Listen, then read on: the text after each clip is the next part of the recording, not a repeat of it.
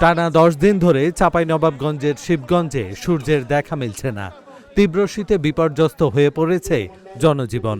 শীতার্ত মানুষের কথা বিবেচনায় নিয়ে বর্ডার গার্ড বাংলাদেশ বিজিবির পক্ষ থেকে শীতবস্ত্র বিতরণ করা হয়েছে। মঙ্গলবার দুপুরে 53 বিজিবির উদ্যোগে শিবগঞ্জ উপজেলার দুর্লভপুর ইউনিয়নের ফতেপুর কুকরিপাড়া এলাকায় 300 শীতার্ত মানুষের মাঝে কম্বল বিতরণ করা হয়েছে।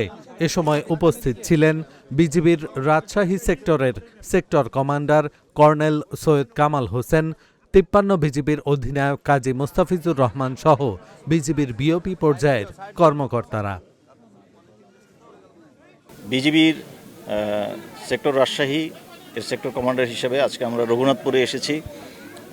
এখানকার চরাঞ্চলের দুস্থ মানুষ, তারা অত্যন্ত মানবেতর জীবনযাপন করে। তাদের জীবনযাত্রার মানে যদি আমরা কিছুটা সহায়তা করতে পারি সেই লক্ষ্যে, এবং এই প্রচণ্ড যে শীত এবং সবার যে মানবেতর জীবনযাপন, তাদেরকে সহায়তার লক্ষ্যে আমরা আজকে শীতবস্ত্র বিতরণের জন্য এখানে আয়োজন করেছি। তো বিজিবির সকল ক্ষেত্রেই এবং সকল পক্ষ থেকেই এই প্রচেষ্টা জারি রয়েছে, যাতে আমরা সীমান্ত রক্ষার পাশাপাশি সীমান্তে বসবাসকারী যে সকল দুস্থ মানুষ রয়েছেন, গরিব মানুষেরা রয়েছেন, তাদেরকে আমরা যেভাবে পারি সেভাবে যেন সহায়তা করতে পারি। তো আজকের আমাদের এই শীতবস্ত্র বিতরণটা সেটারই একটি অংশ। আমরা সীমান্তের মানুষদের সহায়তার জন্য এই শীতবস্ত্র বিতরণ বিভিন্ন জায়গায় এই ধরনের জারি রয়েছে এবং থাকবে ইনশাআল্লাহ।